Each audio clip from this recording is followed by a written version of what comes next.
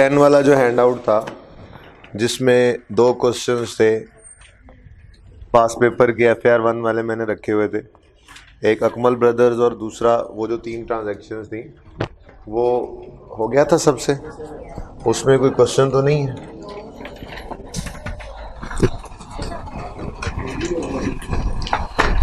चलें जी ऑन कर दें। बच्चे फोटोकॉपीज की वजह से लेट हुए हैं या वैसे लेट हुए? चलें फिर आप लेक्चर 12 ओपन करें, अभी पॉज कर दें। लेक्चर 12 ओपन करें। बुक वैल्यू पे एसेट अकाउंट बनाने की थोड़ी सी बात की थी लेकिन आपसे बनवाया नहीं था खुद। एक आध सवाल मैं करवाऊंगा, एक आध सवाल आपसे करवाऊंगा और फिर बात आगे बढ़ाएंगे। लेक्चर 12 के हैंडआउट्स निकाल लें।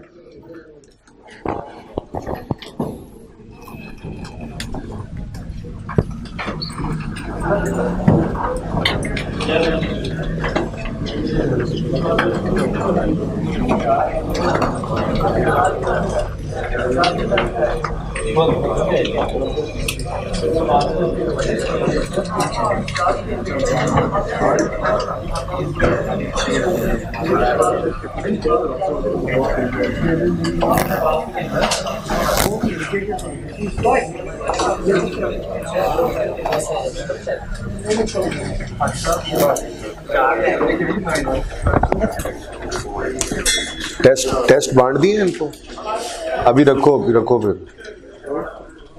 कैसा हो जी टर्म टेस्ट, कैसा हो आप लोग? बाकी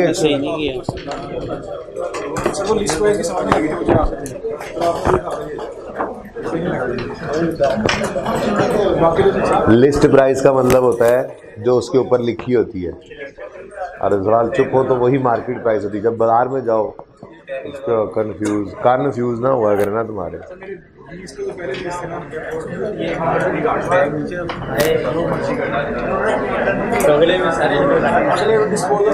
फिक्स एसेट के दोनों सवाल पास पेपर के थे। BRS का नहीं मजा आया, नहीं अच्छा लगा, शानदार। BRS से यही होता है और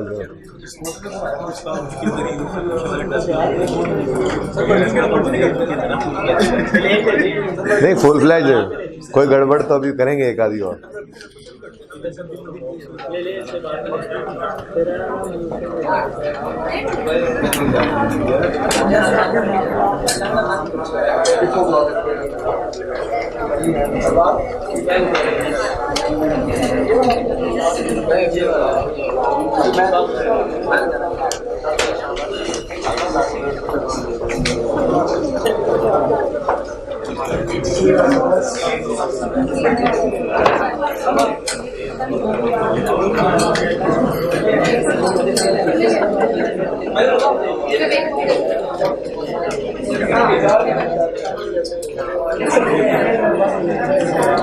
देखो भाई कितने बच्चे खड़े हैं यहाँ पे,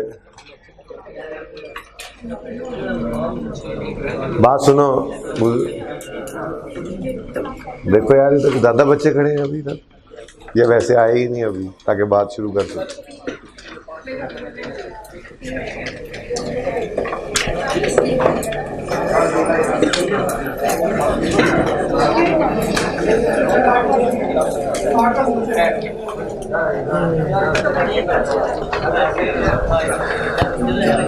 उन बच्चों को कहें कि सर कह रहे हैं क्लास के बाद ले लीजिएगा, आ जाए। और ये AC भी चलवा दें फिर।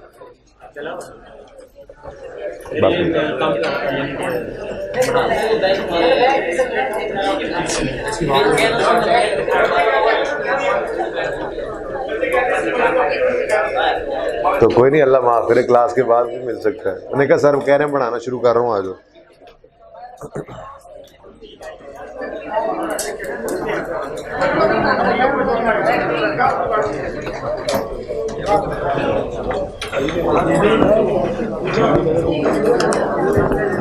अच्छा जी, ये एक्स्ट्रा प्रैक्टिस मटेरियल है, स्टार्ट कर देनी रिकॉर्डिंग।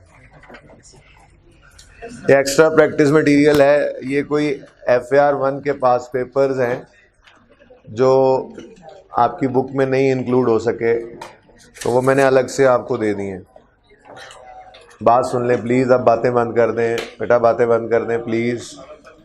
ये क्लास में, आप लोग भी क्लास में आते हैं, सेकंड रो, बातें बंद कर दें। लड़ाई बाद में क्लास के कर लीजिएगा। बैठ जाओ भाई, आप भी ये आगे हो जाओ यार, कुछ नहीं होता यार वहां पे, क्या है? सुने जी प्लीज। एजाज बेटा आप टाइम से आया करो, वरना इस सीट पे ना बैठा करो, तंग करते हो लोगों को। पहले जो आगे बैठे थे आप पीछे बैठा करो, वरना ठीक है, अगर आपने इस रो में बैठना होता है। अच्छा जी, ये कुछ एक्स्ट्रा प्रैक्टिस मटेरियल है। ये एक्स्ट्रा प्रैक्टिस मटेरियल मैं आपको खुद बताऊंगा, 1 बाय 1 क्वेश्चंस हम करते चलेंगे। जैसे क्वेश्चन नंबर 6 है, ये क्वेश्चन नंबर 6 आज आपका होमवर्क बन चुका है। मैं बस पहले बुक वैल्यू पे एसेट अकाउंट बनाना सिखाऊंगा आपको, बताया था पहले, लेकिन एक सवाल खुद करवाना चाह रहा था, ठीक है जी। क्वेश्चन 6 मस्ट होमवर्क होगा, क्योंकि इस क्वेश्चन 6 की बेस पे मैं आपको रिवर्स वर्किंग सिखाऊंगा इंशाल्लाह कल, जो कि एक टफ क्वेश्चन हो सकता है अगर आ जाए तो, ठीक है जी। तो इसलिए आज ये सवाल लाजमी करेंगे आप लोग। बुक वैल्यू पे एसेट अकाउंट बनाना सीखते हैं, उसके बाद आपको क्वेश्चन 1, 2, 3 जो हैं वो नज़र आ रहे हैं, ये क्वेश्चंस कॉस्ट डिटर्मिनेशन के हैं। तो बुक वैल्यू पे एसेट अकाउंट बनाने के बाद इंशाल्लाह आधे घंटे में मैं कॉस्ट डिटर्मिनेशन पे बात करूँगा, इनिशियल मेजरमेंट पे, और सब्सिक्वेंट भी हो सकी तो होगी, ठीक जी। बुक वैल्यू पे एसेट अकाउंट बनाना सिखाया था ना, तो वो बना रहे हैं अकाउंट, ठीक है जी। ये मैंने आपके सामने लिखा है जी, लेक्चर 12, अगर आप लोगों की नज़र पड़ी हो तो। ये हैंड आउट किसका था? ये लेक्चर 12 सैटरडे का ही लेक्चर था। वो हैंड आउट ओपन किया आपने? जी ओपन कर लें वो।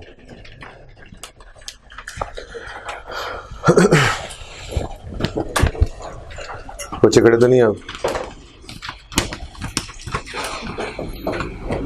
फोटोकॉपियर को कह दें कि क्लास बच्चे जो लेने आए उन्हें कह दें कि बच्चे जो लेने आए हैंड आउट ने कहें कि सर कह रहे थे अब क्लास के बाद लीजिएगा, कोई ज़रूरत नहीं। ओके, इस पे कुछ कॉन्सेप्ट्स डिस्कस करने वाले लिखे हुए थे। नंबर 1 हमने कर लिया था, 2 और 3 बाद में करेंगे। 4 के ऊपर हमने बात शुरू कर ली थी।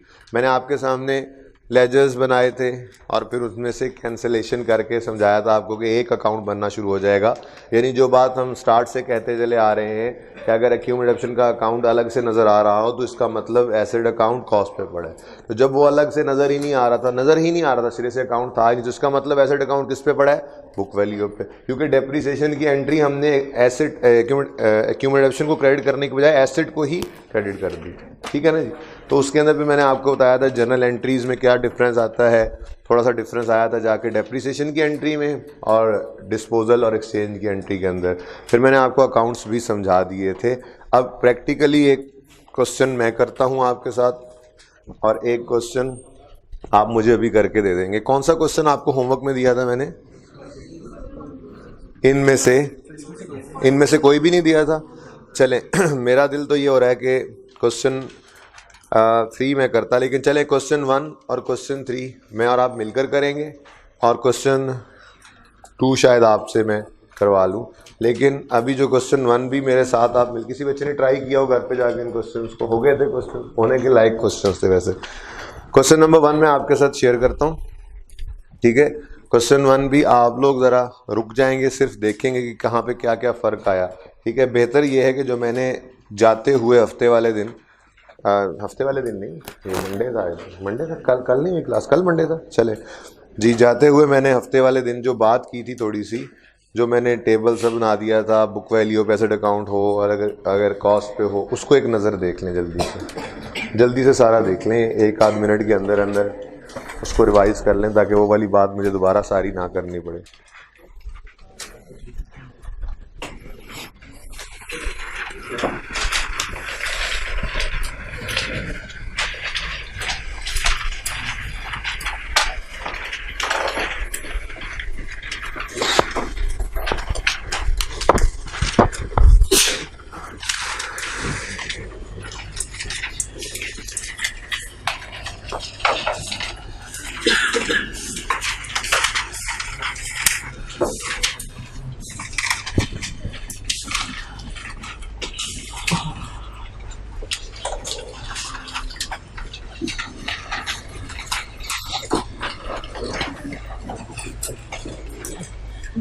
मिला है लेक्चर?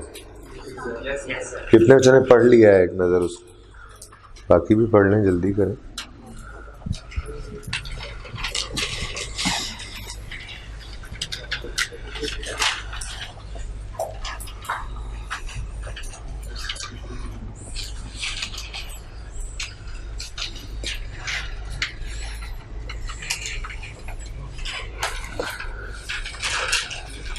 अच्छा जी, अब सब तवज्जो करें इधर। मैंने आपसे ही बात की थी, एसेट अकाउंट और एक्यूमुलेशन अकाउंट अलग अलग बना करते थे। तो एसेट अकाउंट में ओपनिंग भी कॉस्ट पड़ी होती थी, एडिशन तो कॉस्ट पर ही आता है, डिस्पोजल की भी हम कॉस्ट निकाला करते थे, और डेप्रिसिएशन की एंट्री एसेट अकाउंट में नहीं करते थे, क्लोजिंग भी कॉस्ट नज़र आ रही होती थी। और डेप्रिसिएशन की एंट्री चूंकि एक्यूमुलेशन अकाउंट के अंदर कर रहे थे तो वो अकाउंट भी वजूद में आ जाता था, जिसके अंदर ओपनिंग एसेट्स, आज तक जितनी ओपनिंग डेप्रिसिएशन पड़ी होती थी, साल की डेप्रिसिएशन आती थी, कोई डिस्पोजल होता था तो वो डेप्रिसिएशन यहाँ से निकला करती थी, और क्लोजिंग डेप्रिसिएशन पड़ी होती थी सारे एसेट्स की आज तक। फिर अगर एसेट अकाउंट बुक वैल्यू पे बनना शुरू होगा तो एक्यूमुलेशन का अकाउंट, उसका वजूद ही खत्म हो जाएगा। और उसका वो वजूद में आता ही कैसे था? डेप्रिसिएशन की एंट्री को एसेट अकाउंट में ना करने की वजह से, उसको एक्यूमुलेशन अकाउंट में करने की वजह से वो अकाउंट वजूद में आ जाता था। तो जब हमने एंट्री ही बदल लेनी है डेप्रिसिएशन की, तो एसेट अकाउंट ही बुक वैल्यू शो करने लग जाता है, उसकी एसेट की कमी भी एसेट अकाउंट में हम रिकॉर्ड करने लग जाते हैं। ठीक है, तो हमने देखा था कि दो अकाउंट्स से एक अकाउंट में हमने कैसे कन्वर्जन की। फिर हमने एंट्रीज की बात की थी, तो हमने बात की थी एडिशन की एंट्री सेम रहेगी। अगर एसेट अकाउंट कॉस्ट पे बनता था, आपके सामने लेक्चर खुला हो, अगर एसेट अकाउंट कॉस्ट पे बनता था तो उसकी एंट्री हुआ करती थी एडिशन की एसेट डेबिट कैश क्रेडिट, और अगर एसेट अकाउंट बुक वैल्यू पे बनेगा तो भी इसकी एंट्री यही रहेगी, एसेट डेबिट कैश क्रेडिट। फिर अगली बात हमने की थी डेप्रिसिएशन की एंट्री क्या होगी। तो जब एसेट अकाउंट कॉस्ट पे बनता था तो डेप्रिसिएशन की एंट्री होती थी depreciation expense debit accumulated depreciation credit, और जब बुक वैल्यू पे एसेट अकाउंट बनता है तो उसकी एंट्री बन जाती है depreciation expense debit asset credit. फिर हमने डिस्पोजल और एक्सचेंज की ट्रांजैक्शन के अंदर देखा था कि एसेट अकाउंट में चूंकि कॉस्ट पड़ी ही नहीं है तो वहां से कॉस्ट नहीं निकलेगी, बल्कि पुराने एसेट की बुक वैल्यू जो पड़ी है बुक वैल्यू ही निकलेगी, प्लस एक्यूमुलेटेड डेप्रिसिएशन का वजूद ही नहीं है।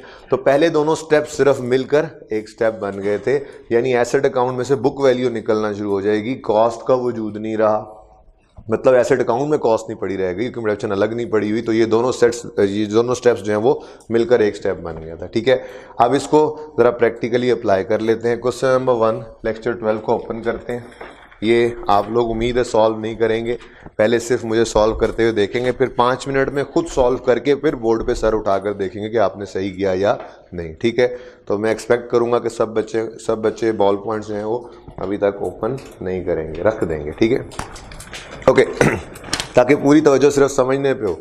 ये सवाल आपने अभी खुद करना है, अभी खुद करके फिर आपने ऊपर देखना है। ठीक है, क्योंकि नई चीज़ है नहीं, बस थोड़ा सा ध्यान सिर्फ ये करना है कि हमने डेप्रिसिएशन की एंट्री चेंज कर दी और एसेट अकाउंट अब कॉस्ट पे नहीं है बुक वैल्यू पे, तो सिर्फ डिफरेंस का पॉइंट देख लेना आपने। आपके पास कोई नई चीज़ नहीं आ रही, एसेट अकाउंट बुक वैल्यू बनना तो उल्टा आसान काम है, इसलिए पूरी तवज्जो चाहिए। Following ledger balances are appearing, सवाल पढ़ रहा हूँ मैं आपके लिए।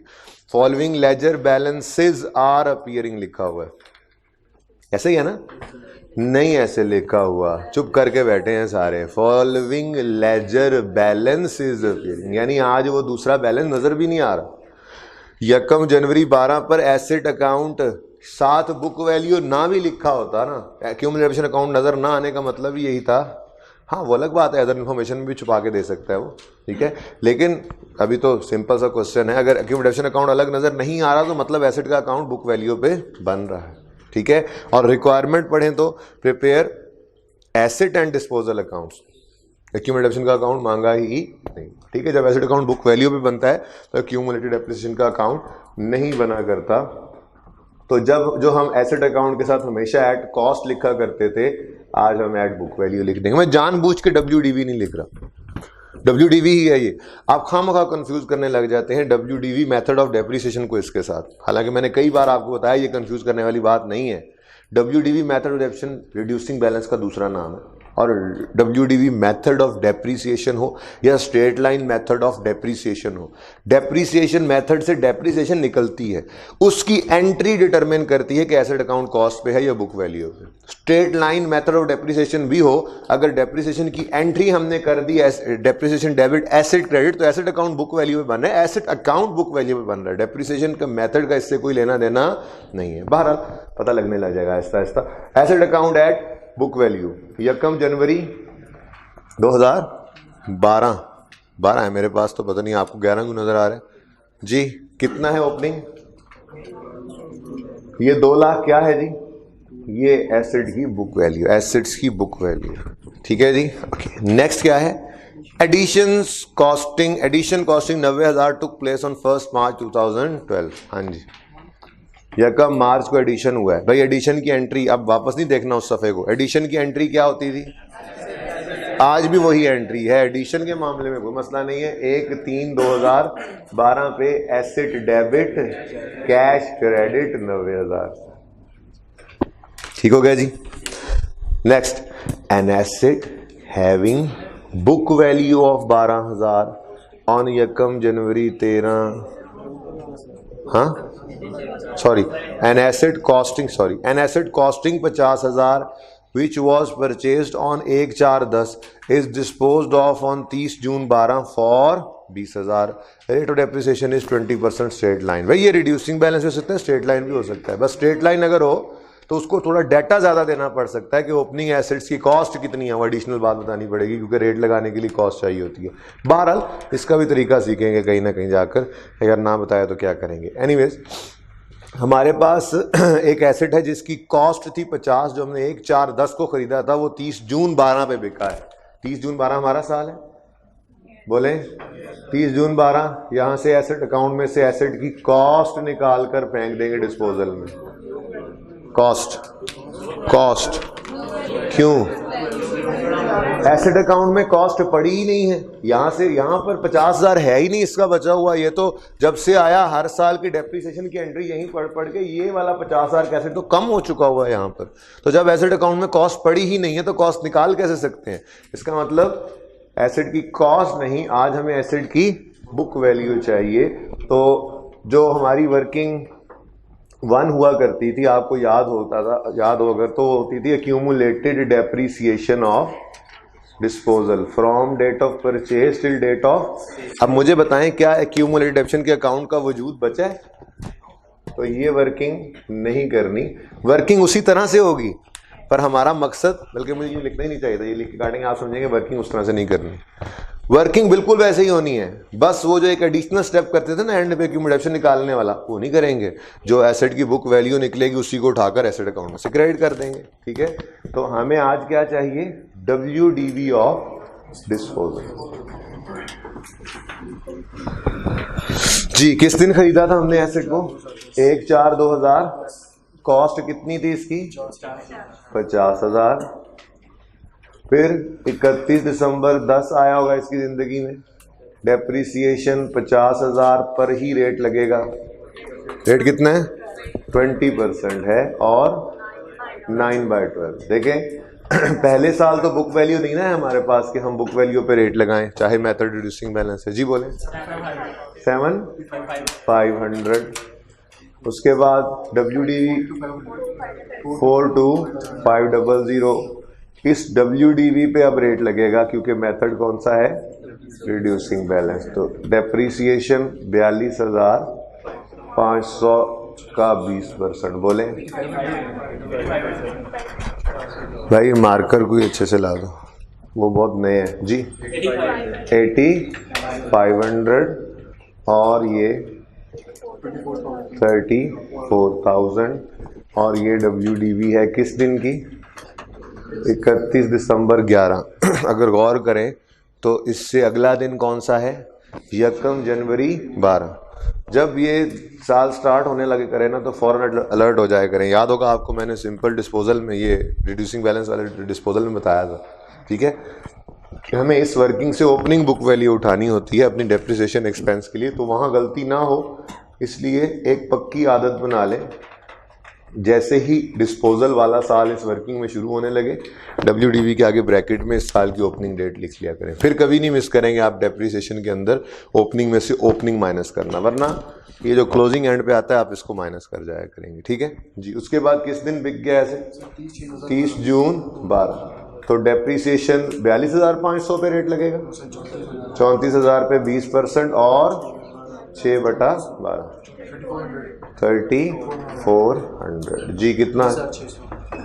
30,600। तो बेटा गौर करें, हम एसेट को डिस्पोजल डेट तक लाए हैं। एसेट की WDV ये नहीं कि साल के पहले दिन की अगर देता तो हम साल को, तो ओपनिंग होती। अगर लेट से वो सवाल के अंदर ये वाली बुक वैल्यू दे दे तो क्या हम इसको माइनस कर देंगे वहां पे जाकर, यहाँ पे जाकर? इसको माइनस नहीं करेंगे। हाँ, ये वाली फिगर यूज होती है डेप्रिसिएशन में ओपनिंग में से ओपनिंग माइनस करते हुए। ठीक है, ध्यान से चलते रहें, कुछ भी नहीं होगा, इजी लगेगा अगर चीज़ों को ध्यान से देखते रहें। अच्छा, अब जब एसेट अकाउंट कॉस्ट पे बनता था, एक्यूमुलेटेड डेप्रिसिएशन अलग पड़ी होती थी। एसेट अकाउंट में से उसकी कॉस्ट निकालनी पड़ती थी, एक्यूमुलेटेड अकाउंट में से उसकी एक्यूमुलेटेड डेप्रिसिएशन निकालनी पड़ती थी। तो इसलिए हम यहाँ पर एक और काम एक्स्ट्रा करते थे, एक्यूमुलेटेड डेप्रिसिएशन। इन सबको टोटल कर लो, या हम कर लिया करते थे कॉस्ट माइनस WDV, शॉर्टकट। ठीक है ना?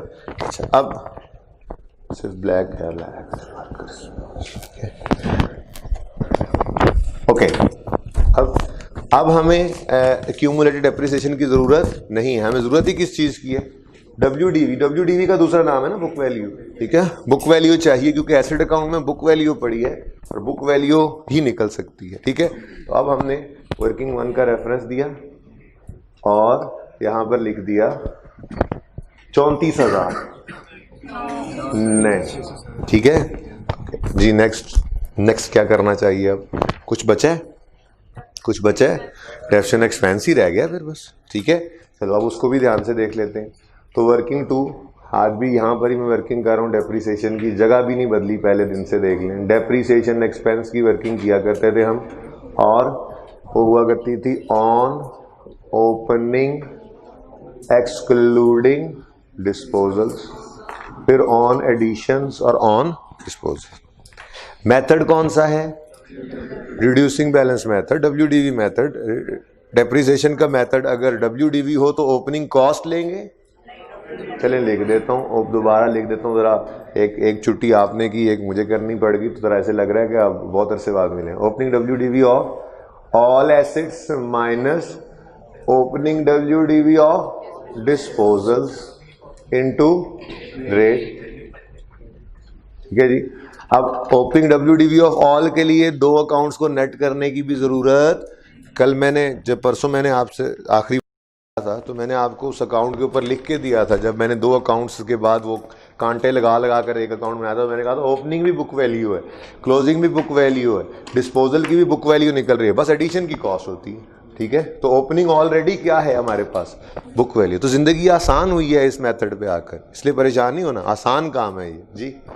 Opening WDV of all readily available है आज, और ओपनिंग WDV डिस्पोजल 30,600 30,600 नहीं, बस इसका ध्यान रखना है। वो गलती पहले भी आप करते थे, जब एसेट अकाउंट कॉस्ट पे बना रहे होते थे तब भी आप इस वर्किंग के अंदर ये 30,600 उठाने का खतरा होता है। तो मैं पहले ही दिन बच्चे को ये आदत इसीलिए डलवा देता हूँ कि जिस साल में डिस्पोजल होना है उसकी ओपनिंग WDV की डेट वहीं पे लिख दो, ताकि जब यहाँ पे ओपनिंग WDV लेना चाहो तो आप 34,000 ही लो, 30,600 गलती से ना ले लो जी। इंटू 20%,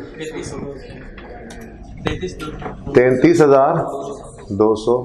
ओके, उसके बाद ऑन एडिशंस। अब एडिशंस तो साल पहला साल है, इसमें तो मसला ही कोई नहीं। कितना? 90,000 है या 900,000 है? 90,000 इंटू 20% इंटू जी 9/12 नहीं, मार्च।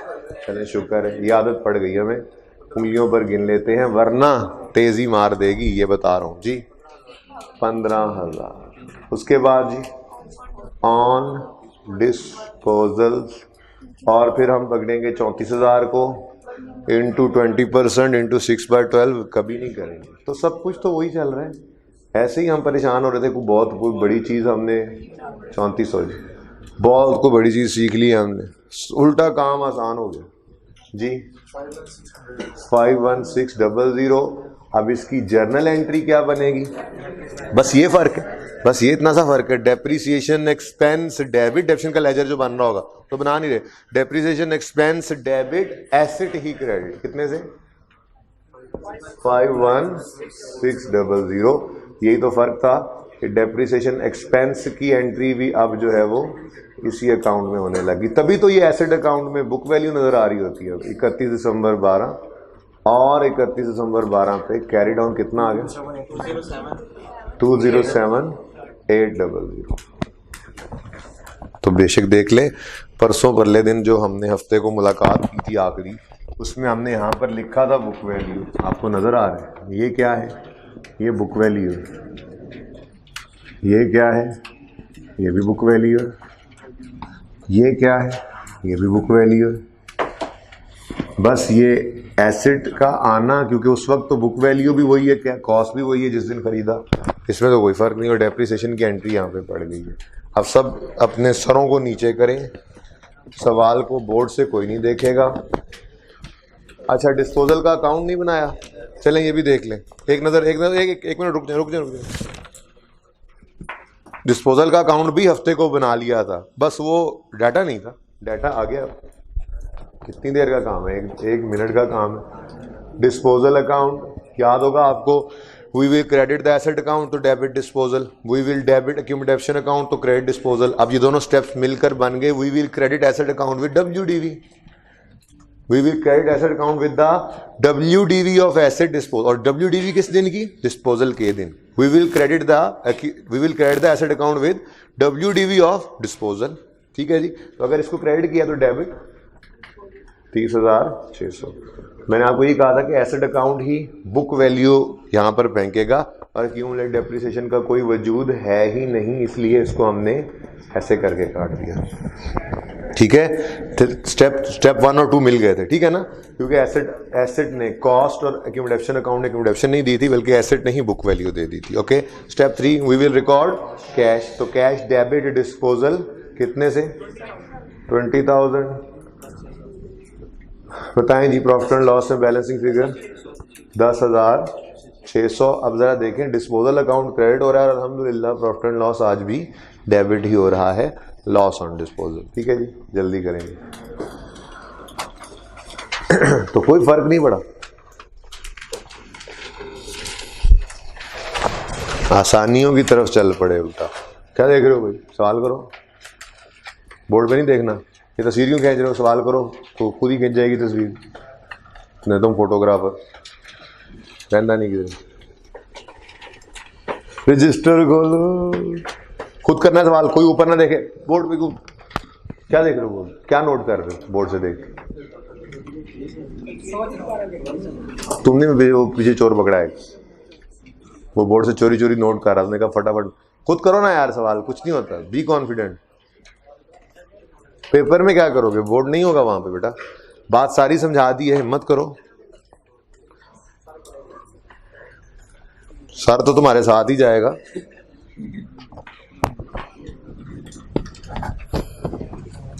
उसमें कुछ होना भी चाहिए।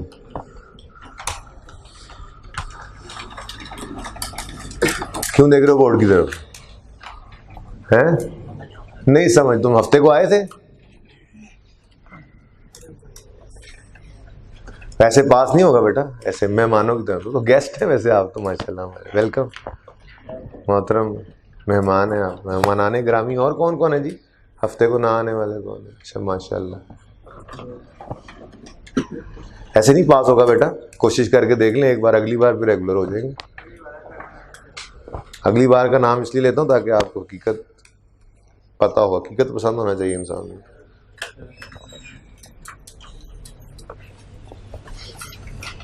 अभी भी मेहरबानी है आपकी, आप आ गए भाई, ना भी आते तो हम कौन सा आपका कुछ बिगाड़ लेते हैं ना।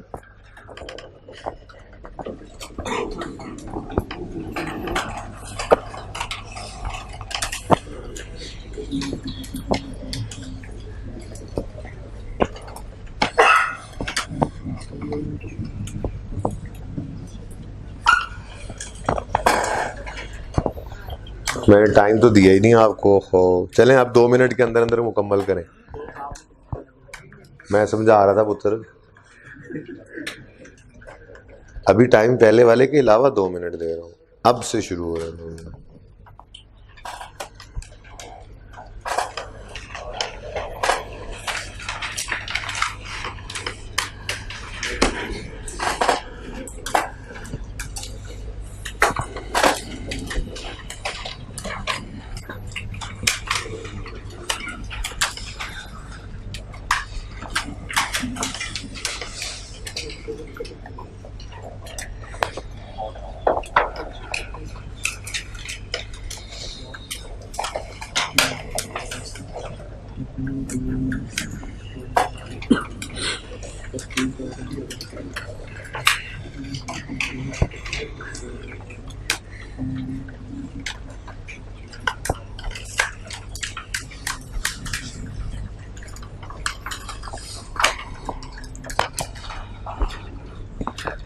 एक मिनट गुजर गया, 1 मिनट रह गया।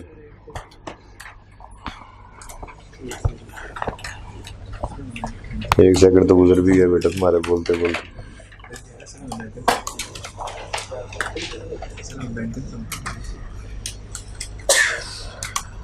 जो भी है इंसान नहीं समझता।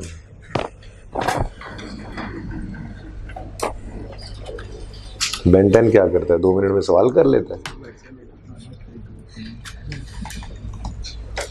उसका एक्सेलरेटर होता है, यानी स्पीड वाला बटन है, तो तुम लोगों का खराब है वो।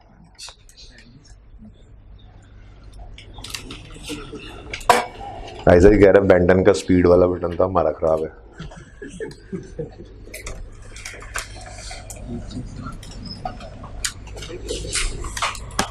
थर्टी सेकेंड्स पता लगा 1 मिनट की 2 मिनट कितने होते हैं? 120। हाँ जी, इतनी देर तुमने बात की, एक स्टेप और लिख लेते।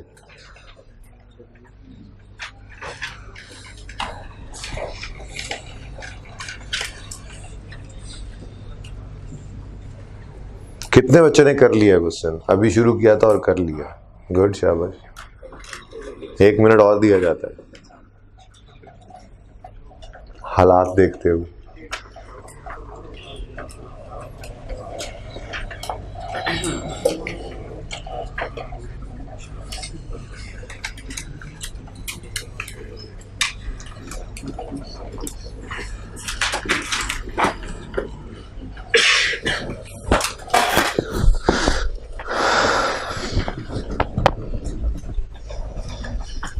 क्वेश्चन करने से पहले नहीं देखना बोर्ड जी।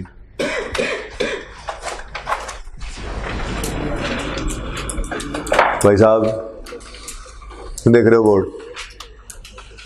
चेक करो जरा इसके जाके, भाई कर लिए सवाल में, बोर्ड देख रहा है ओ भाई।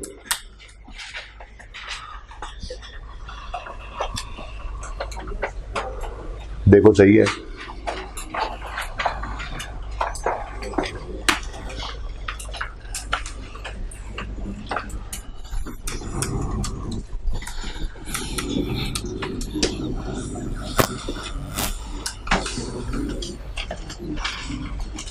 नहीं जी, बहुत मुद्दत गुजर गई, मैं तो खड़े खड़े थक गया हूँ, बूढ़ा हो गया हूँ। आपका सवाल नहीं हुआ। कितने बच्चों ने कर लिया क्वेश्चन? 50% भी नहीं बने अभी तक।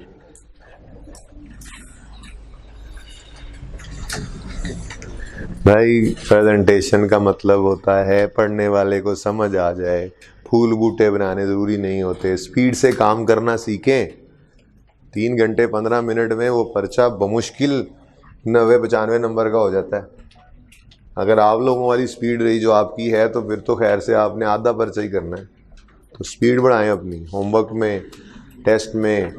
मार्क्स के साथ 1.8, मैं अगले सवाल के साथ मार्क्स लगाऊंगा, 1.8 कर लेना और सवाल करना फिर, ठीक है?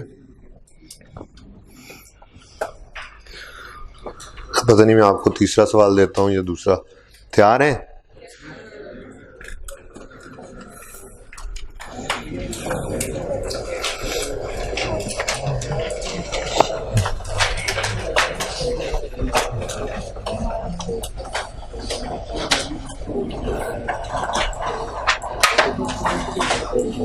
क्यों नहीं समझ नहीं आ रही? दिल कर रहा थोड़ी सी सर नकल कर लें। चलिए, जिनसे सवाल अभी तक नहीं हुआ वो जल्दी से देख लें कहाँ पे फंसे हुए हैं और सवाल ख़त्म करें, अगले पे अब जोर आजमाई करें, ताकि जो कॉन्सेप्चुअली थोड़ा बहुत मसला आ रहा है तो वो देख लें। अब थोड़ी सी पाबंदी 1 मिनट के लिए उठाई गई है, आप बोर्ड की ज़ियारत कर सकते हैं, साथ साथ मेरी भी कर सकते हैं मुफ्त में ज़ियारत।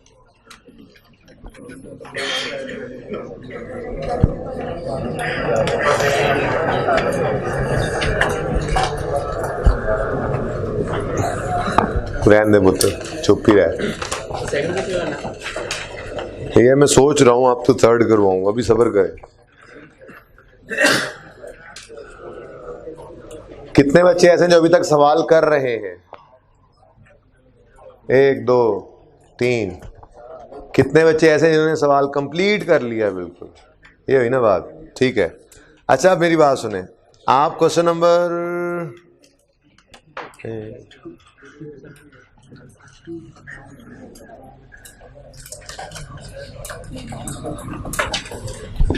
कैलकुलेटर देना।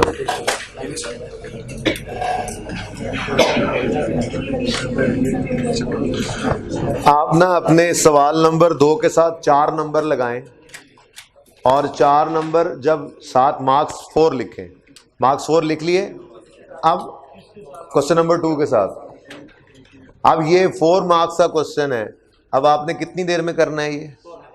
नहीं, इसके लिए आपको बताया हुआ है। अब आज सब गौर से सुन लें, जिनको नहीं पता प्लीज सब चुप करें, जिनको नहीं भी पता वो भी सुन लें। 4 मार्क्स का अगर सवाल है तो 4 × 1.8 करें, 7.2। अब आप चूंकि आई कैप में नहीं बैठे तो इसलिए 7 मिनट्स में आपका टाइम होगा। ये तो बहुत ज्यादा है, आपको मैं 5 मिनट्स दूंगा जी इसको करने का। ओके जी, डन। 1:12 है, 1:17 तक ये सवाल खत्म हो जाए क्वेश्चन नंबर 2। उसके बाद मैं आपके सामने इसका सोल्यूशन करूंगा। जल्दी करें, आपका टाइम शुरू होता है अब। पूरे 5 मिनट, शाबाश।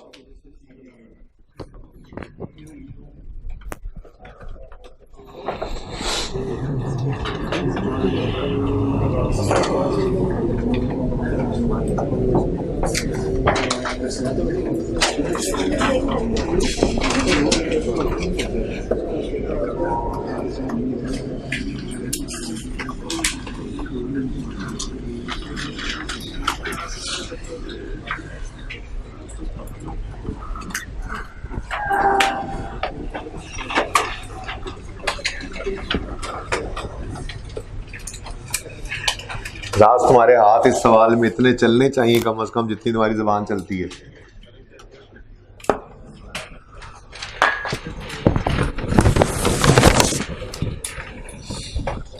आपका टेस्ट हो रहा है, क्लास में पेपर हो रहा है। 17 मिनट पे बस करनी ना, 1:17 पे। अभी तक 1 मिनट गुजरा है, 4 मिनट बाकी हैं जी। इस बार करना है सवाल। होने लगा हमला।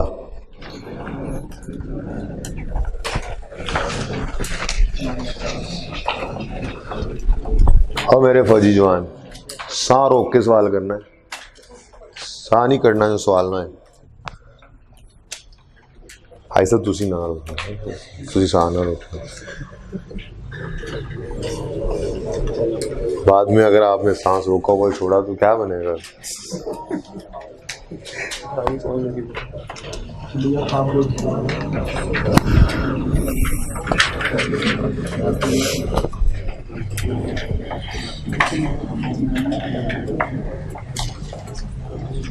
यार ये सवाल इस तरफ रख लो यार, कितने जालिम आदमी। किधर है भाई हमारा हैंडआउट? किधर?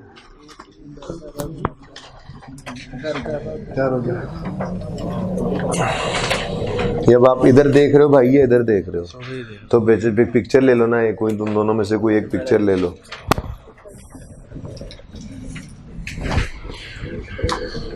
तीन मिनट रह गए, जल्दी करें सवाल। ये बेटा कैलकुलेटर लेके आया क्या?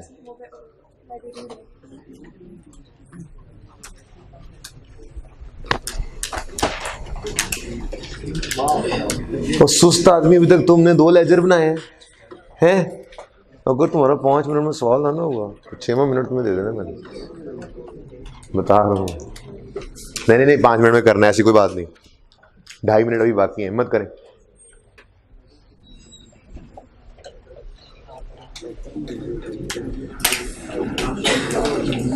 आत्मा भूल जाते हैं बच्चों के, टाइम लगा दो ना। ये आई कैप में आपके साथ होता है बस। एसिड बोले, एसिड बोले, कितने से? 5000 से। Asset debit 1,13। ठीक है जी। Next, an asset having the book value of 12,000 on 1/13 is disposed of on 30/9/13 for 1,000 only. Rate of depreciation is 10% WDV method. अच्छा, स्ट्रेट लाइन हो सकता है, कंफ्यूज हो ना कि इन तीनों सवालों के अंदर अगर रिड्यूसिंग बैलेंस मेथड ही है या पास पेपर के रिड्यूसिंग बैलेंस से आएगा तो स्ट्रेट लाइन आ ही सकता। स्ट्रेट लाइन देने में एक कबाहत हो जाती है सवाल बनाने वाले के लिए, उसको ओपनिंग की डेफिनेशन निकालने के लिए फिर कॉस्ट का डाटा देना पड़ जाता है। तो अगर वो डाटा देना पसंद करे तो वो स्ट्रेट लाइन मेथड से भी एसेट अकाउंट बुक वैल्यू भी बनवा सकता है। क्योंकि मैंने आपसे कहा है कि डेप्रिसिएशन मेथड जिस मर्जी मेथड से, अभी 2 मेथड और भी जो हमने पढ़ने छोटे छोटे 10-10 मिनट के, जिस मर्जी मेथड से डेप्रिसिएशन एक्सपेंस निकले वो इस अकाउंट के बुक वैल्यू या कॉस्ट पे बनने का जो डिसाइडिंग फैक्टर वो नहीं है मेथड। मेथड जो सा मर्जी यूज हुआ डेप्रिसिएशन एक्सपेंस या जो मर्जी निकल आया, अब उसकी एंट्री डिटरमिन करेगी कि एसेट अकाउंट में बुक वैल्यू बनना है या कॉस्ट। तो एसेट अकाउंट 2 ही तरीके में बन सकता है, या कॉस्ट पे या बुक वैल्यू। मेथड 20 मेथड ले और डेप्रिसिएशन एक्सपेंस से, जो उनसे मर्जी मेथड से, वो WDV मेथड है, वो स्ट्रेट लाइन है, वो सम ऑफ ईयर डिजिट है, या वो आउटपुट मेथड है, पढ़ेंगे हम। जो उनसे मर्जी मेथड से डेप्रिसिएशन कैलकुलेट करो, डेप्रिसिएशन की एंट्री डिटरमिन करेगी कि एसेट अकाउंट ने किस पे बनना। और वो 2 ही है ऑप्शन। एसेट अकाउंट कॉस्ट पे कब बनेगा? जब depreciation expense debit accumulated deduction credit होगी। और एसेट अकाउंट बुक वैल्यू पे कब बनेगा? जब depreciation expense debit asset credit. Okay, उसके बाद उसने बताया कि एक एसेट हमने खरीदा था, कितने का? एक एसेट जी, asset having book value 12 on 1/3/13 is disposed of on 30/9/13 for 1,000 only। ओ किस दिन बिके हैं? डिस्पोजल अकाउंट में तो कॉस्ट बैंक नहीं होती है ना। मैंने तो कहा कहीं वही वाला सवाल आ गया, कहीं वो कॉन्सेप्ट आ गया, determination of cost if book value and date of purchase is given वाला कॉन्सेप्ट लगा के कॉस्ट निकालना पड़ेगी। नहीं, कोई जरूरत नहीं है, कॉस्ट निकालने की कोई जरूरत नहीं है। कॉस्ट ऑलरेडी, बुक वैल्यू निकालेंगे तो बुक वैल्यू ऑलरेडी गिवन। ठीक है, तो यहाँ पे हम लिख लेंगे 12,000। तो कोई मसला नहीं है। देखो, पढ़ो तो सही, पढ़ो। Asset having book value of 12,000, तो बुक वैल्यू है। आपकी ये गलती थी भाई साहब जी। An asset having book value of 12 on 1/13, हमें चाहिए बुक वैल्यू 30/9। ठीक है, तो असल में ना हमें क्या, ये जो फिगर यहाँ पे निकली हुई है ना, हमें असल में यहाँ पर उसने बिल्कुल बुक वैल्यू दी है, WDV बुक वैल्यू, एक ही बात है ना कि किस दिन की कीमत 1/13, लेकिन हमें इसको लेकर आना है 30/9/13 तक। 9 महीने की डेप्रिसिएशन हमें और चार्ज करना पड़ेगी इसकी, तब ये डिस्पोजल की डेट पर आएगा और हम उसको ऐसे अकाउंट से क्रेडिट कर सकेंगे। तो कितनी WDV की? 12। हाँ, ये अलग बात है कि ये 12,000 है हमारे काम की फिगर, क्योंकि इसी 12,000 में डेप्रिसिएशन एक्सपेंस की वैल्यू में माइनस होना है, तो इसके साथ ही लिखा हो, इसको इंटरलाइन। ठीक है, ओके जी।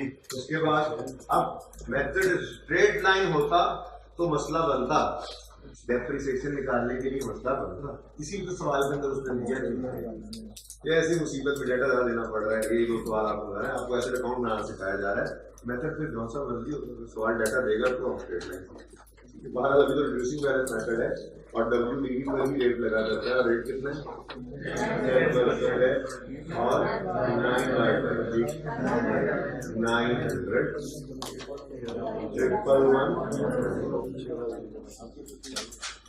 तो disposal working one triple one। तो स्टेप 1 और 2 क्लब हो चुके हैं, इतना तो हमें पता लग गया। उसके बाद अब आएगी डेप्रिसिएशन की कैलकुलेशन। ओपनिंग WDV इस सवाल के अंदर डाटा के अंदर रेडीली अवेलेबल, आपकी वेव्स लगी हुई है, बस आप फिल करते रहो जी। 80,000 WDV ऑफ ऑल माइनस 11,100 सवाल पूरा कर लिया तुमने, फिलहाल से साथ हो गया था ना, तो फिर नकल कर लेते फायदा होता है। ठीक है, वो अपने अंदर आप सब ने अपने अंदर इतना ओवर कॉन्फिडेंट नहीं होना, वो तो आपको पता लग ही गया, लेकिन कॉन्फिडेंट जरूर रहना है आप लोगों ने कि हम कर सकते हैं। जो भी क्वेश्चन है हमने नहीं देखना, वैसी बात है, बस कुछ नहीं होता, आधा सफ़ा आया होगा, बस 6 महीने बचेंगे। 10% जी 60, 800 एडिशन है, 5000 का एडिशन है, 10% है। किस दिन ऐड हुआ है, किस दिन? शकम जुलाई को, तो 6 महीने जी। हाँ भाई, यहाँ पे कोई मसला है? 7 महीने लिए थे, क्यों नहीं उंगलियों पे गिनते तुम? आई कैप छोटा करेगा, बता रहा हूँ, बड़ा बनने की कोशिश की तो। और यहाँ पे 900 जी 7950 एंट्री बोलिए सब, पास होने वाले सब ने बोली आमीन जी। Depreciation expense debit, asset credit, working to 7950। 31 दिसंबर 13, 31 दिसंबर 13 पे कैरी डाउन कितना? 65950।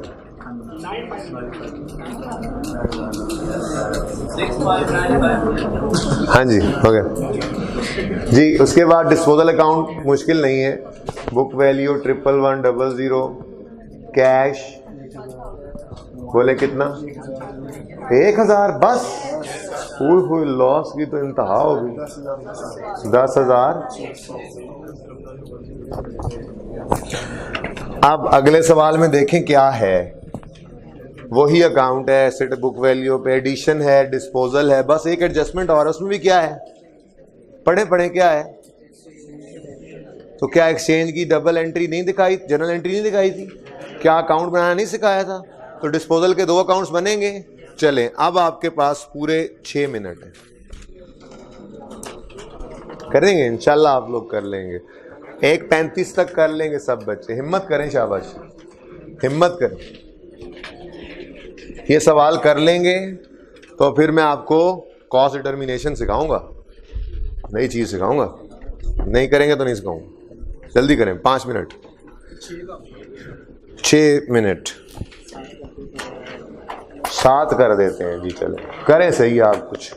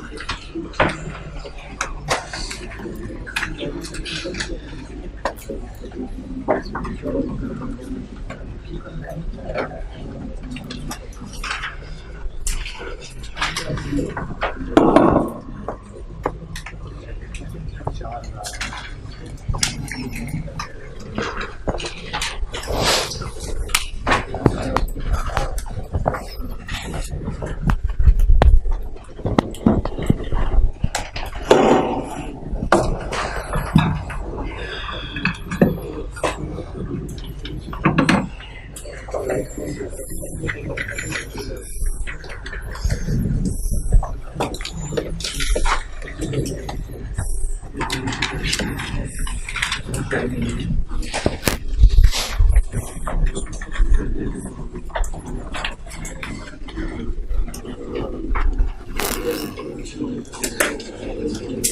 एजाज, तुम दोनों एक पर्चे को देख रहे हो या इकट्ठा सोल्यूशन कर रहे हो?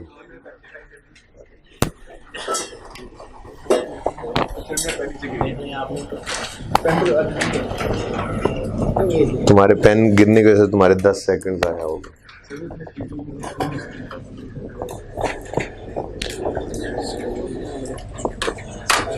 देखें, ये स्पीड में पर सवाल करवाने का मकसद होता है कि नर्व्स कंट्रोल रखा करें, हाथ पाँव नहीं भूलने चाहिए और काम भी सही सही हो। आहिस्ता आहिस्ता तो ये सवाल सब कर लेंगे सही। अभी किया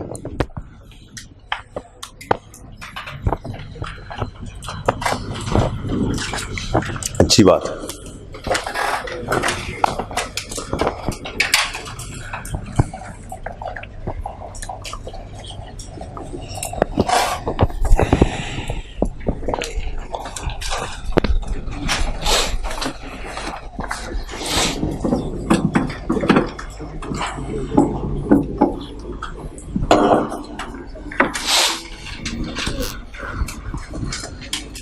आज बच्चे क्यों कम आए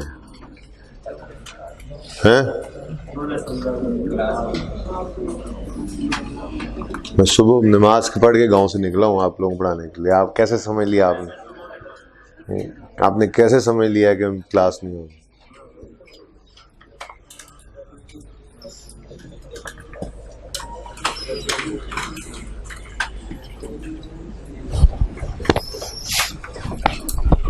कल एक फौती पे जाना पड़ा और अगर जनाजा रात में होता तो मैं आपको पढ़ा के जाता। आपकी क्लास से पहले निकला था।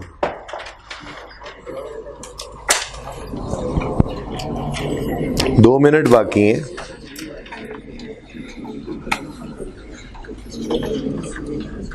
खुद करना है जी सवाल सबने।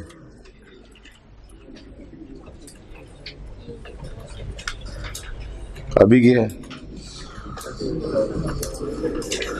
कोई ऐसा बच्चा जिसने अभी स्टार्ट किया हो सवाल और कर लिया हो? कोई ऐसा बच्चा जिसको लग रहा है 1 मिनट में हो जाएगा? गुड, शाबाश।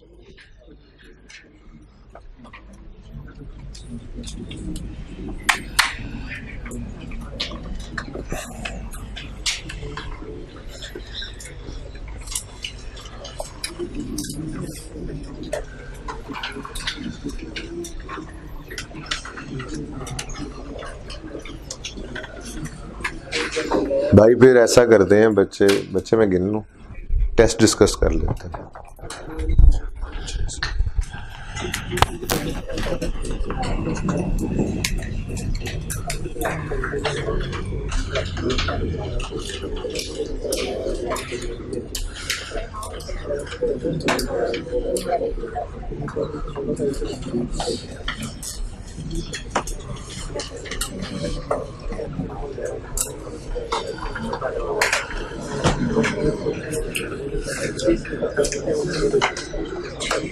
बेटा 90 बच्चे हैं। ज़रा पिछले 2-3 दिन की थर्सडे, फ्राइडे और सैटरडे की अटेंडेंस तो लिखवा के लाओ जल्दी से। कितनी थी कोऑर्डिनेशन से? अगर तो 90% बच्चे प्रेजेंट हैं तो कॉस्ट डिटर्मिनेशन पढ़ेंगे। अगर उससे कम है तो फिर टेस्ट डिस्कस कर लेंगे।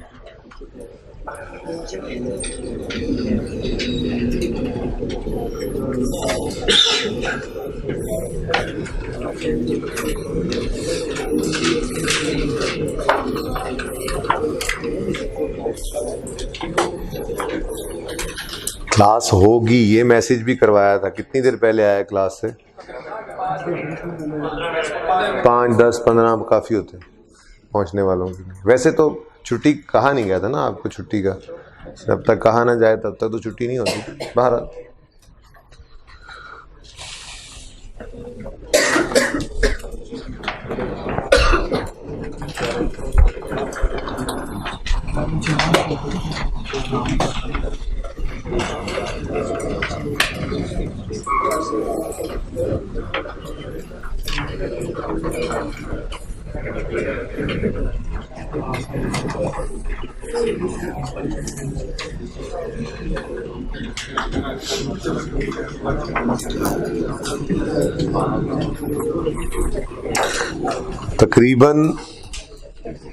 तकरीबन मेरे ख्याल से 3 एक लेक्चर का काम आज के अलावा हमारा रह गया, 3 से 3.5। उसके बाद फिर कोई नवा नकोर टॉपिक शुरू करेंगे इंशाल्लाह। तो आपके सामने सवाल आपको दिए हैं, ये मैंने सवाल आपको FAR 1 के पास पेपर दिए, मतलब वहाँ पर ये टेस्ट इस तरह से नहीं करता, ये लास्ट टाइम से चेंज हुआ सिलेबस। तो टफ़ क्वेश्चंस हैं आपके टेस्ट के अंदर, टफ़ क्वेश्चंस थे, तो इंशाल्लाह तैयार हैं आप। जो क्वेश्चन नंबर 3 था, जो फिक्स एसेट का, मैं भी देख लेता हूँ पेपर, जो दूसरा सवाल था वो रिसेंट अटैम्प्ट का सवाल था, थोड़ा सा उसमें चेंज किया था। थोड़ा सा चेंज ये किया था कि कॉस्ट डिटर्मिनेशन का एक पॉइंट था उसमें, चूँकि वो पढ़ाई नहीं हुई थी तो मैंने वो स्किप कर दिया था, उसकी जगह सिर्फ कॉस्ट दे दी थी। सारा सवाल वही था जो आपका रिसेंट अटैम्प्ट, मैं बस एक नंबर कम कर लिया और कॉस्ट डिटर्मिनेशन का पॉइंट निकाल दिया जो बनता था। आई कैप का रिसेंट अटैम्प्ट का सवाल।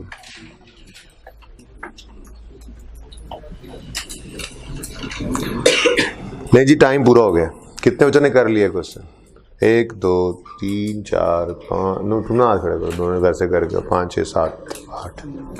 चलें, 1 मिनट इजाफी दिया जाता है आप लोगों को, जल्दी करें। 1 मिनट अब से, जल्दी करें। 2 मिनट अब से, जल्दी करें, सब हिम्मत करें, कर लेंगे। शाबाश शाबाश।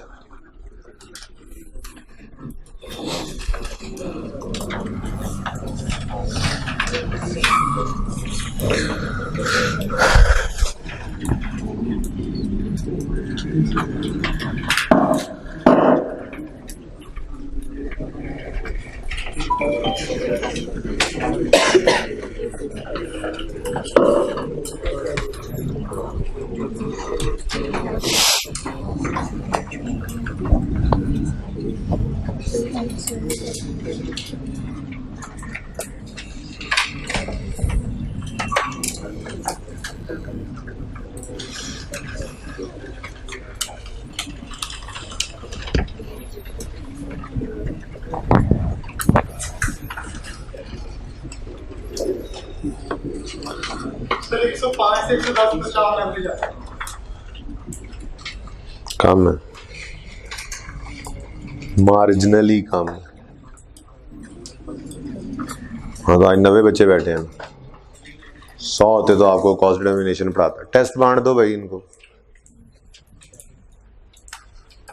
नहीं, टेस्ट बांटने हैं, क्वेश्चन पेपर्स, वो मैं डिस्कस करूंगा।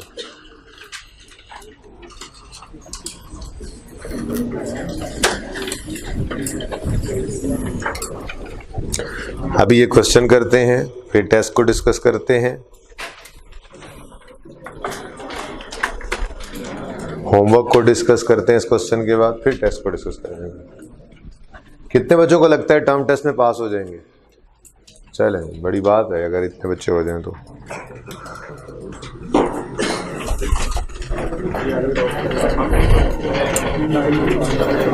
BRS का क्वेश्चन टाइप 2 का क्वेश्चन था, एग्जाम लेवल का क्वेश्चन था टाइप 2 का ही, कोई ऐसा कोई ऐसी कोई बात नहीं थी। अच्छा जी, अभी बस पेपर्स रख लें अपने पास, देखता हूं मैं कितना टाइम बचता है इनको डिस्कस करने का, लेकिन ये जितना डिस्कस हो जाएगा उसके बाद आपने कल भी कैरी करना है इसको साथ। कल की क्लास इंपॉर्टेंट होगी। कल की क्लास में मैं 20 से 25 मिनट उम्मीद है लगाऊंगा कॉस्ट डिटर्मिनेशन पे। कॉस्ट डिटर्मिनेशन 2 तरह की होती है, इनिशियल और सब्सिक्वेंट। इनिशियल पे बात करेंगे 20 मिनट 25 मिनट, उसके बाद फिर मैं चेंज इन एस्टीमेट पढ़ाऊंगा आपको। फिर परसों रेक्टिफिकेशन स्टार्ट करेंगे, तो उसमें भी पहले स्टार्ट में थोड़ी सी बात करेंगे, वो चेंज इन एस्टीमेट, इसकी कॉस्ट डिटर्मिनेशन की बात करके रेक्टिफिकेशन की तरफ मूव करेंगे। लेकिन यहाँ पे हम रेक्टिफिकेशन पढ़ेंगे सिर्फ फिक्स एसेट से रेलेवेंट, प्योरली फिक्स एसेट की रेक्टिफिकेशन पढ़ेंगे, बाकी एज अ होल टॉपिक अलग भी वो पढ़ा है। अच्छा जी, ये क्वेश्चन ज़रा सब आप ओपन कर लें। कितने बच्चों ने कर लिया है ये क्वेश्चन? चलें, बाकी अब मेरे ख्याल में रहने दें फिर।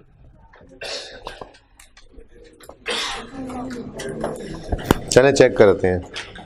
अब सब जिन्होंने कर लिया है वो चेक करें आंसर को अपने को, और जो अभी चल रहे थे जहाँ तक चले गए हैं वहाँ तक तो चेक हो जाएगा, उसके बाद भी अगर वो सही चल रहे थे तो मतलब सही ही चल रहे थे, थोड़ी स्पीड कम थी, क्वेश्चन थोड़ा सा लेंथी था, थोड़ा सा टाइम ज़्यादा बनता था। ठीक है, बहरहाल सुन लें, इधर चलें सब, इधर देखें। अब ये पेपर रखे जाएंगे अपने पास चुप करके खामोशी से, एक बच्चा अपने पूरा बेंच गिन कर अपने पास ही चाहे रख ले, अभी उसकी बात नहीं हो रही, सबकी तवज्जो इधर हो।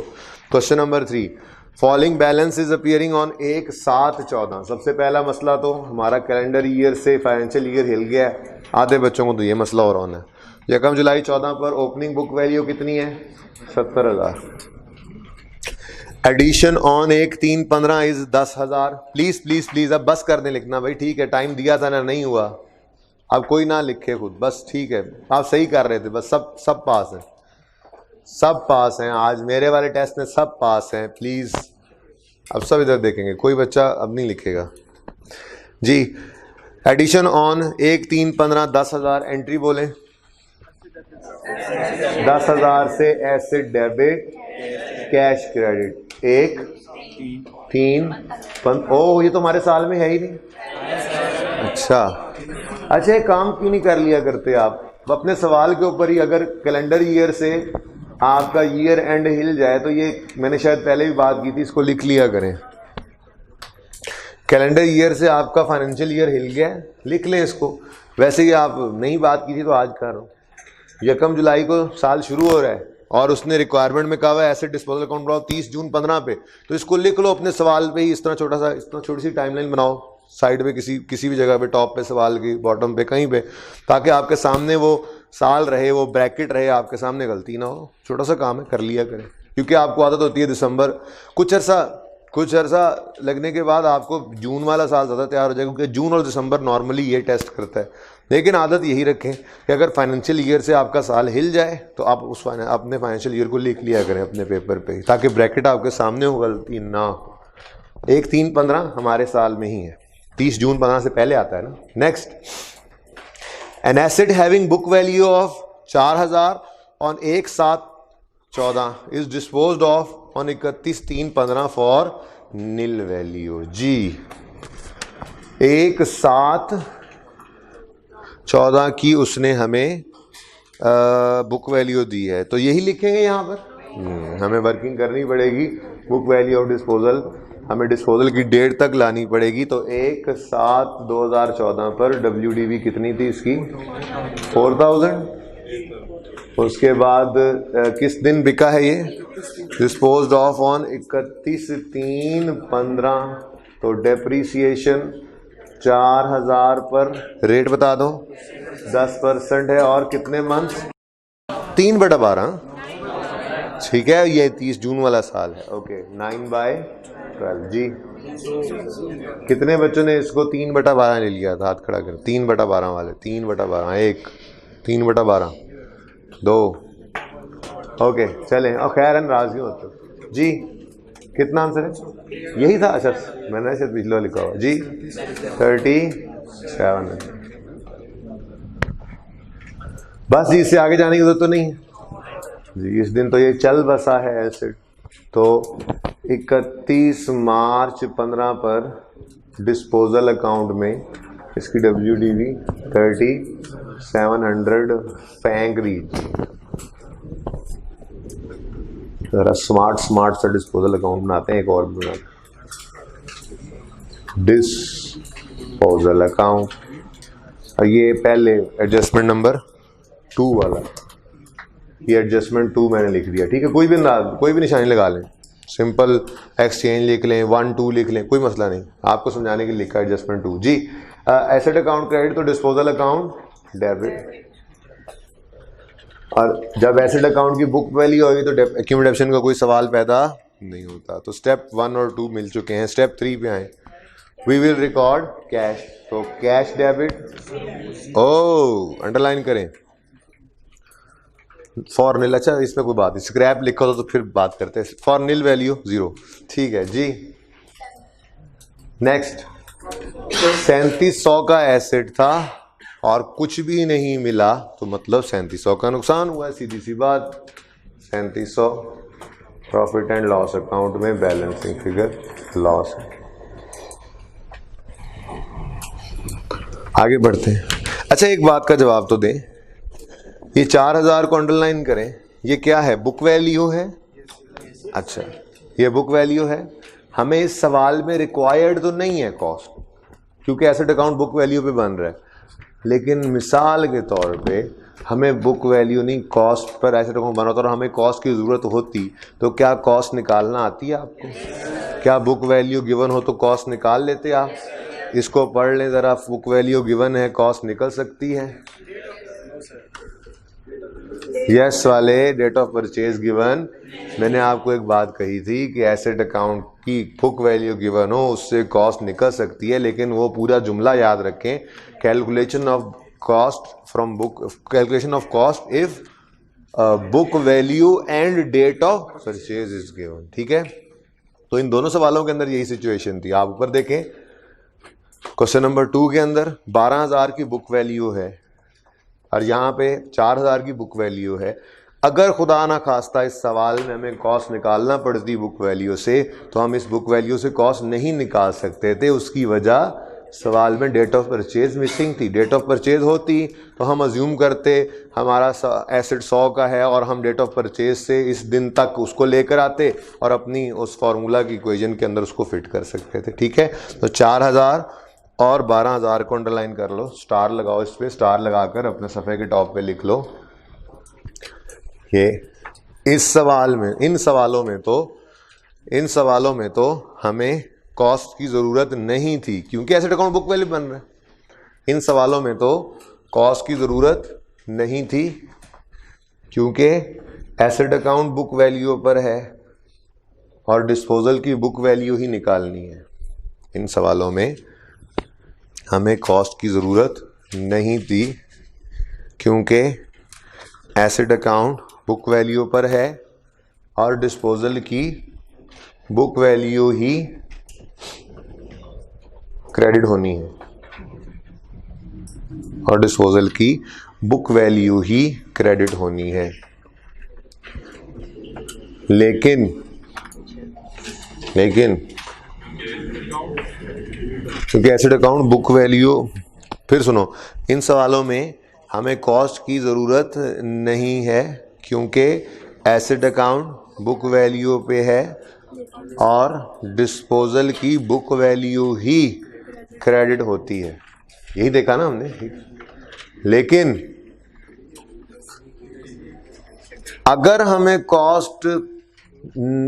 हमें कॉस्ट कैलकुलेट करना भी पड़ती तो इन सवालों में नहीं कर सकते थे, क्योंकि डेट ऑफ परचेज मिसिंग है, क्योंकि date of purchase is missing है। ठीक हो गया जी, चलें बहरहाल, फिर कभी ये बात काम आ जाएगी, आज तो काम नहीं आनी थी, ऐसी बस बात हो गई। ओके, पॉइंट 2 टिक हो गया जी। पॉइंट 3 पे आए। N asset costing 25,000 which was purchased on 1/10/12। अब यहाँ पे कॉस्ट ही गिवन है, तो हमें आज बुक वैल्यू, इस एसेट की बुक वैल्यू नहीं गिवन, तो तफसीलन इसको लेकर आना पड़ेगा। WDV ऑफ डिस्पोजल है तो डिस्पोजल ही, लेकिन कौन से वाला डिस्पोजल है? ये एक्सचेंज ट्रांजैक्शन वाला, आपने देखा जी। An asset costing 25 which was purchase on 1/10/12 is exchange with the new asset costing 40 on 31 May 2015। इधर देखें जरा प्लीज। एसेट अकाउंट से पुराने एसेट की कॉस्ट निकलेगी, पुराने की कॉस्ट यहाँ नहीं पड़ी रह जाती, ठीक है ना, डेप्रिसिएशन के चार्ज होने की वजह से। तो एसेट, पुराने एसेट की, वो तो पहले दोनों स्टेप्स तो कैंसिल हो गए ना, तो पुराने एसेट की क्या क्रेडिट करेंगे हम?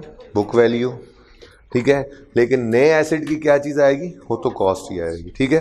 बहरहाल पुराने की बुक वैल्यू पे तो पहुँचे, फिर स्टेप्स लिख लेते हैं, स्टेप बाय स्टेप परफॉर्म कर लेंगे इसको भी। 1/10/12 को ख़रीदा था आपने, कॉस्ट, अब कॉस्ट गिवन है तो बुक वैल्यू पे पहुंचना है, हम तो सीली वर्किंग कर लेंगे, बता देंगे 25,000।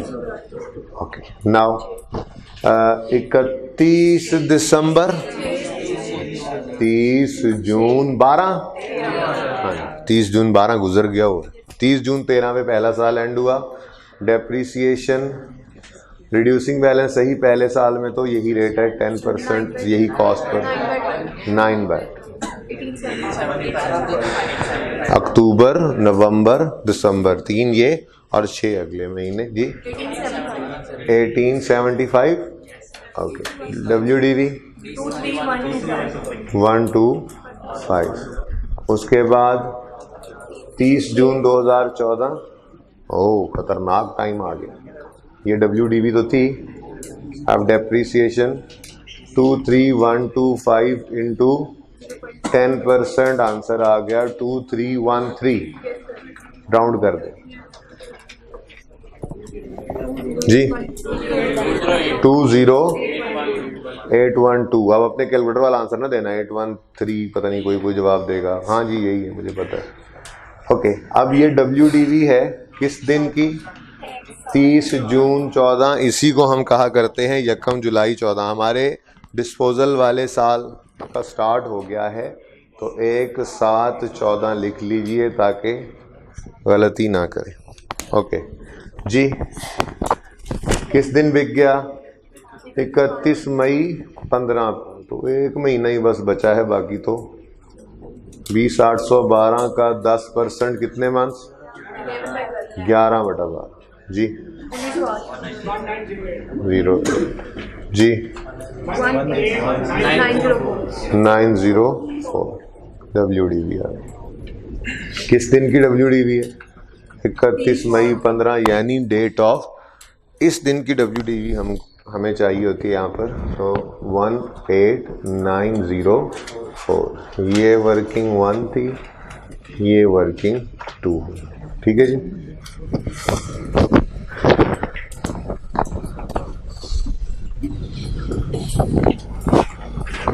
ठीक हो गया जी।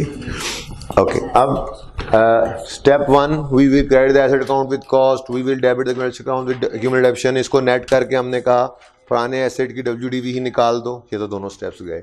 Step 3, we will record cash. हुआ करता था तो करो रिकॉर्ड कैश। वो कह रहा है नेट कैश पेड इज 12,000। तो कैश पे हो रहा है, रिसीव हो रहा है? तो कैश पे हो तो कैश डेबिट या क्रेडिट? Cash credit. तो फिर डिस्पोजल अकाउंट कितने से? 12,000। सॉरी नवा बनाए, जरूर बनाना है जी आप, बिल्कुल मैं भूल गया था। जो एक्सचेंज की ट्रांजैक्शन है जी, एसेट अकाउंट में से 18,904 निकल कर आ चुका है। ये होल्ड की बुक वैल्यू। ठीक है जी। Next, cash debit disposal. Cash debit normally simple disposal में होता था। एक्सचेंज में मैंने आपको कहा था कि ये राइट ऑफ मत करना दिमागों से कि हमेशा ही कैश पेड होना है, पर 99.99% चांसेस यही हैं कि कैश पेड ही होगा। पुराना एसेट देकर आप नया एसेट ले रहे थे। तो cash credit disposal account debit कितने से? 12,000 जी। और खत्म होगी ट्रांजैक्शन जी। क्यों? एक्सचेंज की ट्रांजैक्शन है, मुकम्मल तब होगी जब नए एसेट की कॉस्ट भी एसेट अकाउंट में डेबिट होगी। तो कितनी थी नए की कॉस्ट? 40,000 से एसेट अकाउंट को डेबिट करो, डिस्पोजल अकाउंट को क्रेडिट कर लो। यहाँ पर एसेट और ये न्यू है, और न्यू की तो कॉस्ट ही हुआ करती है, लेकिन यहाँ पर डिस्पोजल ही लिखेंगे। याद है आपको मैंने समझाया था। आप अपने समझने के लिए इसमें आप ब्रैकेट में एडिशन लिख भी लें कि जी एडिशन है ये भी, जब मैंने डेप्रीसिएशन को कंसिडर करना है तो। ठीक है। और यहाँ पर लॉस आ रहा है, गेन डेबिट साइड पे। खुदा ना खास्ता गेन तो नहीं आ गया? कितना? 9,000 रुपये का। देखें जी, पहली बार ऐसा हुआ हमारी क्लास में शायद। डिस्पोजल अकाउंट क्या हो रहा है? डेबिट। डिस्पोजल अकाउंट क्या हो रहा है? डेबिट। और profit and loss account credit. शायद दूसरी बार हुआ। कोशिश तो मेरी होती है कि ना ही आए ये, ठीक है, ताकि पक्का हो जाए एंड तक जाते हैं टॉपिक के। बहरहाल तो ये हमारे पास क्या आ गया जी आज? Gain on disposal. बहरहाल रह गया सिर्फ एक ही काम, डेप्रीसिएशन। ये देखें सब, on opening excluding disposal, method reducing balance तो WDV ऑफ ऑल एसेट्स कितनी है जी? 70,000 minus WDV of disposal opening सिर्फ 4,000 नहीं, ये 4,000 भी और ये 20,812। ठीक है, कितने बच्चों ने ये दोनों इकट्ठे नहीं माइनस किए थे, भूल गए, मतलब दोनों को नहीं कंसिडर किया? 1 2 3 बच्चे हैं, चले गुड। इधर देखें 4,000 और 20,812, 2 डिस्पोजल हैं तो दोनों को माइनस कर देंगे। कितने बच्चों ने सिर्फ एक माइनस किया था? दोबारा हाथ खड़े करें। 1 2 3 4 5 6 7 8, चले जी इनटू जी 4519 ऑन एडिशन। अभी तो देखें एडिशंस 2 हैं, एडिशंस 2 हैं। एक है 10,000 का एडिशन इंटू 10%, कितना जी? यकम मार्च को आया है, मार्च अप्रैल मई और जून, 30 जून पे ईयर एंड हो जाना है बस। नेक्स्ट क्या है जी? एक और एडिशन, वो जो एक्सचेंज में आया है into ji into only 1 month 1/12।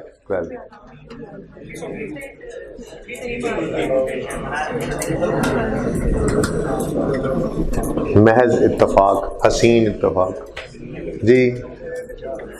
On disposal, इधर देखें जी, डिस्पोजल की दोबारा कैलकुलेशन करें, ऐसे लिखना है, प्लीज प्लीज प्लीज सबकी तवज्जो। 300 की डेप्रीसिएशन है, 7 वर्किंग, 1 का रेफरेंस दे दो, प्लस करके 1908 की डेप्रीसिएशन है वर्किंग, 2 का रेफरेंस दे दो, टोटल बता दो। 705, इसका टोटल डिस्पोजल की डेप्रीसिएशन 705 दिन कैसे हो सकती है? अब बताओ 7 समथिंग 739। एंट्री बोलिएगा, सब बोलेंगे। हाँ जी, depreciation expense debit, asset account credit 7393। 30 June 15, तो 30 जून 15 पे कैरी डाउन बैलेंसिंग फिगर आ रही है कितनी? कितने बच्चों का यही आंसर था? ओके, सिर्फ 15 से 20 बच्चे बने, सिर्फ 15 से 20 बच्चे। चलें जी, टेस्ट को संभाल के रखें, कल किसी को भी नहीं मिलेगा। सुने मेरी बात, अभी होमवर्क वाला हैंडआउट ओपन करें, वो होमवर्क कह रहा हूँ जो एक्स्ट्रा मटेरियल दिया आपको, प्रैक्टिस मटेरियल, भाई एक मुझे दे देना था यार।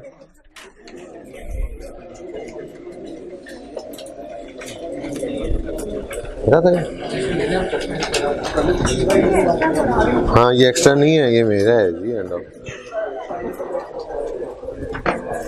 आप लोगों को अगला लेक्चर भी मेरा। ओके सुने, पिक्चर ले लेना, कहीं नहीं जा रही पिक्चर, बोर्ड यहीं पे। सुनो अब सब तवज्जो से, बहुत अहम बात करने लगा हूं जरा। कितने बच्चों के पास ये हैंडआउट नहीं है? लेके क्यों नहीं आए? अच्छा चलें, अब ये दोबारा हाथ खड़े करें। हाँ, इनके साथ नहीं है तो भाई प्लस माइनस कर लें, सिर्फ एक दफ़ा सवाल देख लें, जाते हुए हैंडआउट लेके जाइएगा। ये 3 पेजेस पे कोई 6 सवाल हैं, इन सवालों के होमवर्क जी 3 है बेटा, सवाल 6 हैं।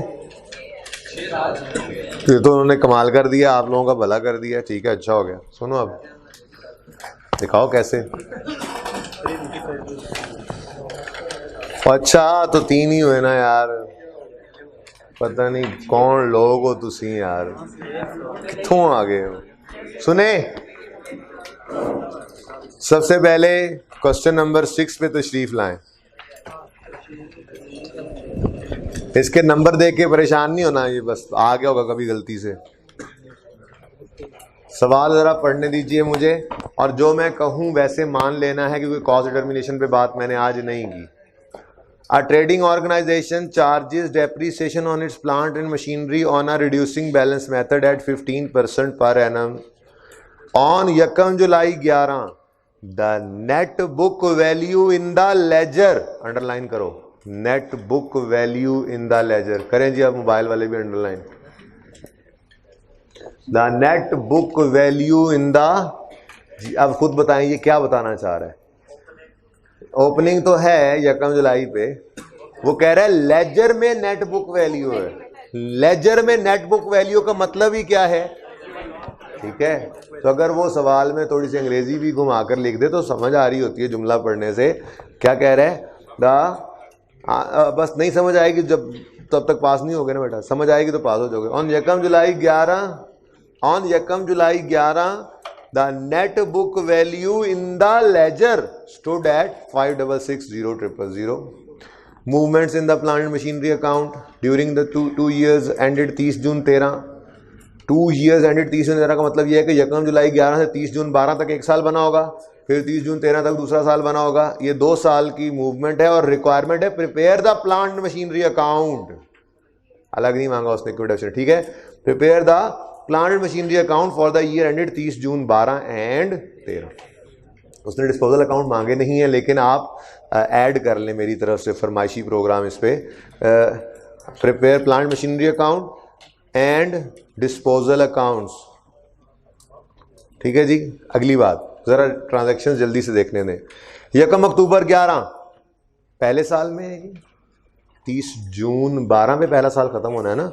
आपने जब सवाल करना है तो आपने फटाफट इस तरह से लिख लेना है, 1 जुलाई 11 से 30 जून 12 और फिर 30 जून 13, ठीक है जी, ओके जी।